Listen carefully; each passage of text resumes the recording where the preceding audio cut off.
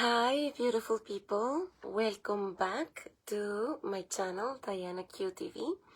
Today, I would like to share with you truths that resonate with me, and I would like to share them not only because I believe I am a carrier of this truth, but also in honor of all the souls that have lost their life for eons and eons ago, protecting this knowledge. So here we go. What I would like to share with you is information that has been hidden from ancient manuscripts about the true teachings of Jesus Christ, our brother, father, well, whatever relationship we want to have with him, God, peer, of all of the above. The true knowledge that has been hidden, the most profound one, the one that is gonna help you to reclaim your sovereignty as a divine being that you are. Long story short, this information has come from the Gnostic Gospels, like, for example, the Gospel of Mary, the Gospel of Thomas, the Gospel of Philip, the Gospel of Judas, and Pistis Sophia, amongst many others. Now, I would like to focus on the main 10 beautiful teachings that Jesus, gave to humanity. I'm going to start from number 10 down to number 1. In essence, number 10, the kingdom of heaven is within you. That means that there is no original sin. You are a divine God.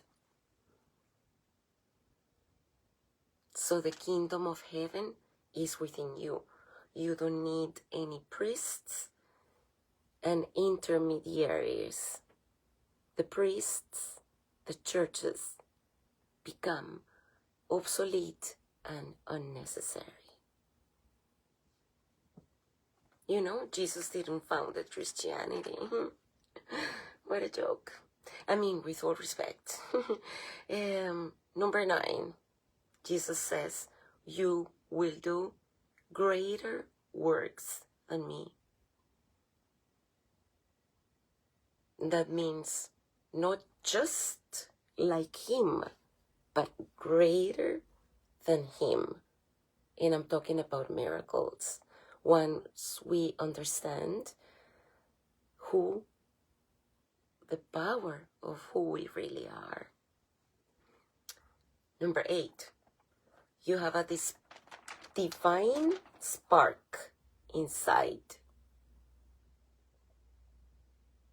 So that means that salvation is within you. And salvation is not, oh, save me from hell. No, salvation means remembering who you really are. Number 7, you are gods. You are creators. With the divine spark as a fractal of the divine creator, and the same fractal, divine fractal that Jesus had. Number 6, sin doesn't exist. Sin doesn't exist. The real Father is a non-judgmental Father. Meaning it's not that if something bad happens to you, it's because God is punishing you.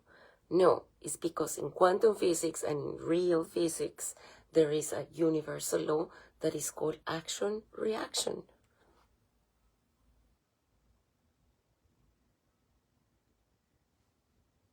Number 5, your thoughts create your reality.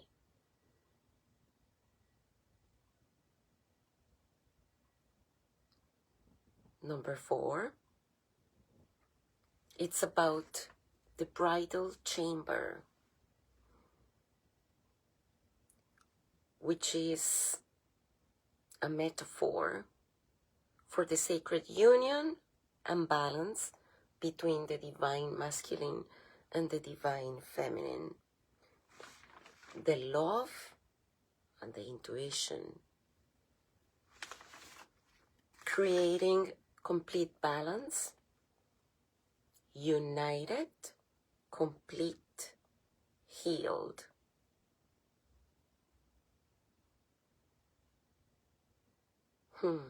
There's such a beautiful story when Mary Magdalene and Jesus Christ met, and they say they experience this that is called CCG, which is an immediate recognition of spiritual equals.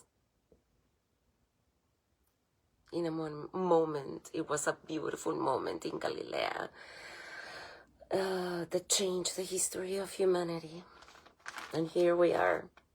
Here I am speaking to you about this. You cannot imagine how many people have been. Anyway, the Templars. The truth carries power, and nobody can stop it, no matter what. Number 3 is the concept about reincarnation. So, yes, we are eternal, and reincarnation is real. The church decided to take it out of the original knowledge because they wanted to control us, thinking that we have one life, one chance, and that the only way is to do it through them for redemption or communication with the divine. Please, what a distraction. Number 2, you chose this life before you were born. So it's not that if you are born with a particular, let's say, physical situation, mental condition, financial distress, things like that, it's not because God or life is punishing you. It's because you chose that particular experience as a soul, as a divine soul that you are, before you were born, because you intuitively, from your heart and your knowledge, knew the lessons that you had to go through in order to raise your consciousness and continue to go upwards, time by time, incarnation by incarnation, to get closer back to the divine. What a beautiful journey. We come from the divine and then we go extrapolate in different experiences. Some are joyful, some are painful, but that is the ebb and the flow and the colors and the emotions and the feelings and the opportunities and the blessings of life. So there is no victimhood mentality. And number 1, there is not eternal hell. Hell doesn't exist. It's all about the vibration and the frequency and the state that we are living in at the present moment. So hell is not hell. When we pass, our souls go into kind of like in between zone before we decide where we're gonna go. Other dimensions, our next experience. In that between zone, what the church decided to call hell. No, it's absolutely neutral. It's not bad, it's not good. It's actually a place for the soul to rest. And it's a place where it's just about transformation, purification, and awakening. Meaning a place where we have a deep understanding of our true identity as divinity. Oh, in all this knowledge, Mary Magdalene, who was an equal to Jesus, who was his wife, and they had a daughter called Sarah,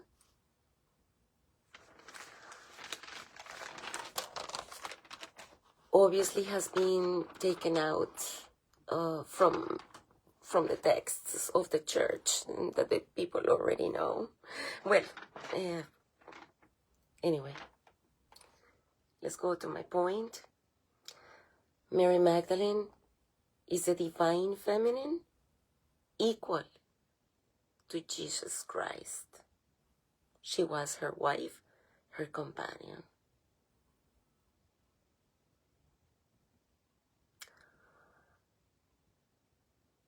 She says, spiritual power has no gender. Let that one sink. She was not a prostitute, obviously. That's what the church created because they were super afraid about their patriarchal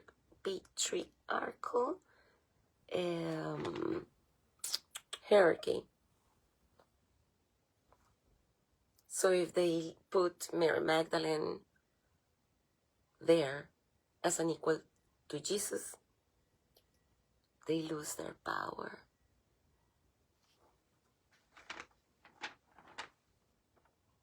She also says, faith without doubt. That means the capacity to create miracles.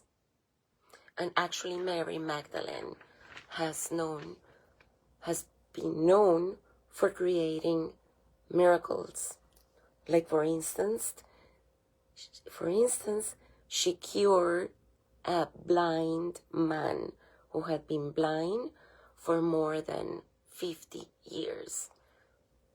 And so she cured that man. She also removed a demon that had possessed a 16-year-old boy. And she was the only one with no fear and with no doubt. And she did it. And the family of the boy was thankful forever. In all these miracles, people who witnessed them, more than 300 people at the time, converted into Christianity in an instant. She also revived an 8-year-old girl that had been dead for 3 days. And there are many witnesses about this account. And she also multiplied bread in a moment of famine, just like her husband, Jesus Christ.